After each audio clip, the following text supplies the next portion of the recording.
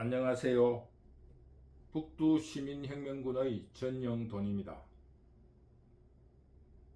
공산좌파와 민주당은 한국의 공동체를 파멸로 이끄는 정치 집단이라는 의심을 버릴 수가 없습니다. 좌파 민주당이 정권 교체를 성공한 김대중의 집권 이유를 추적해 보면은 그런 의심을 가지게 되는 것은 당연하다고 생각합니다. 김대중의 집권은 전라도의 역사적인 한, 그리고 인간 김대중의 한을 보듬는 김종필에 의해서 성취되었습니다.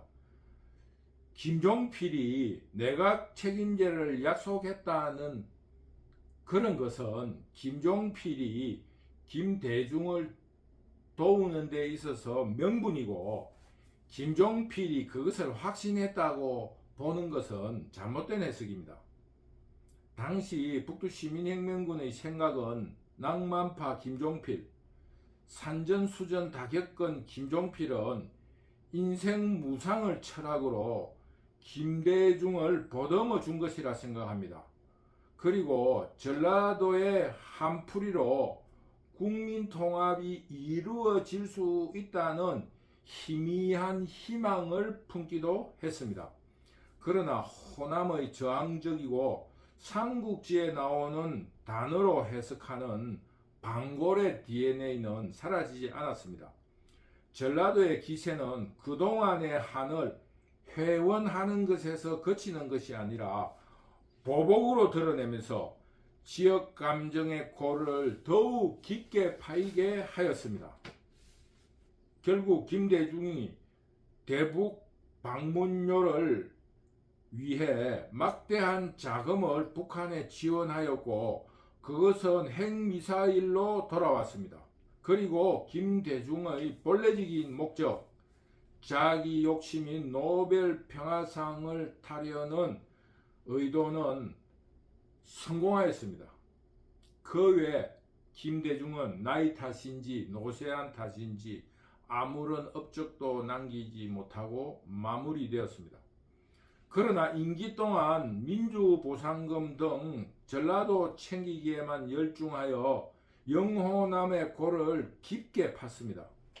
그리고 다음 정부인 노무현 정부는 모든 것은 노무현 탓이라는 유행어를 남기며 국민 지지율 5% 이하라는 치욕을 남기고 임기를 마쳤습니다.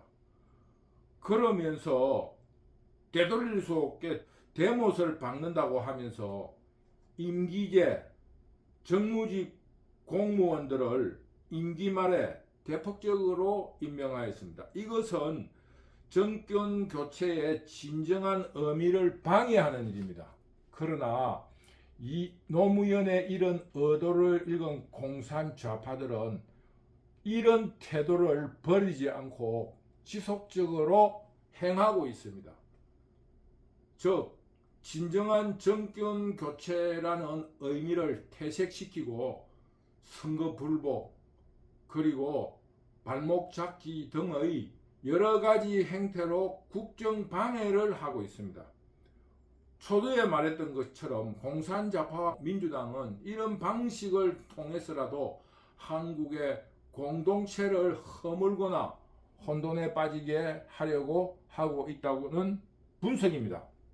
이런 노무현의 실정으로 다음 대선에서 이명박 대통령 후보는 민주당의 정동영 후보를 선거사상 최대의 표차로 승리하게 하였고, 총선에서도 대승을 거두었으며, 공산좌파와 민주당은 선거 불복의 표시로 광우병 가짜뉴스를 바탕으로 소란을 피웠습니다. 이런 혼란 속에서도 총선을 패배하자 패족이라 스스로 자학하고 있던 친노 그룹을 중심으로 공산좌파와 민주당은 패배감으로 패닉 현상에 빠지고 말았습니다. 그런데 민주당은 업적 없는 노무현을 바보 노무현이라는 어처구니 없는 슬로건으로 노무현을 우상화하기 시작하였습니다. 즉 이명박의 안티테제는 상대 대통령 후보였던 정동영이 되어야 하는데 정동영이 아니라 노무현이 등장한 것입니다. 결국 정동영의 정치 능력이 이불 속 여포였다는 것이 증명된 순간입니다. 노무현의 우상화를 통해서 문재인이 근토 중래를 노리고 있었는데 박근혜와의 경쟁에서 패퇴하자 대선 불복으로 탄핵을 준비하고 불법 탄핵을 시도하여 성공하였습니다. 불법 탄핵을 기초로 하는 문재인이 대통령으로 당선되었지만 국가적인 실적도 없이 진영 분열에만 치중하여 완벽한 진영의 결집과 분열을 성공시켰습니다. 그러나 국민들은 국가 정상화를 위하여 검찰총장 윤석열을 선택하는 지혜를 발휘하였습니다. 그러자 또다시 민주당과 공산자파는 대선 불복으로 탄핵을 외치며 선동하고 있습니다. 지금 윤석열 정부에서 일어나고 있는 국가적인 혼란은 문재인 집권 시 시도한 정책 실패의 원인이 있습니다. 씨앗을 심으면 최소한의 시간이 지난 뒤 싹이 트고 또 일정한 시간이 지나야 결과를 얻습니다. 즉 랩타임이 필요한 것입니다. 어떤 일도 즉각적인 결과는 없습니다. 노무현의 실정을 뒤치다꺼리 한 것이 이명박 대통령이고 문재인의 뒤치다꺼리를 윤석열이 하고 있습니다.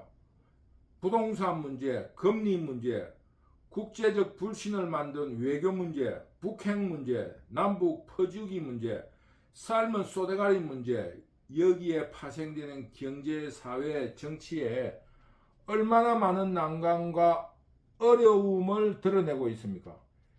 그러면서도 임기 말에 임기제 공무원들을 무작위로 임명하여 대못을 박는 일을 하였습니다. 이리하여 윤석열 정부의 정책의 실천을 방해하고 사회를 혼란에 빠뜨리고 있습니다. 이런 정책적인 혼란과 함께 정치적으로 탄핵을 외치며 윤석열 대통령의 리더십에 큰 흠을 나타내게 하고 있습니다.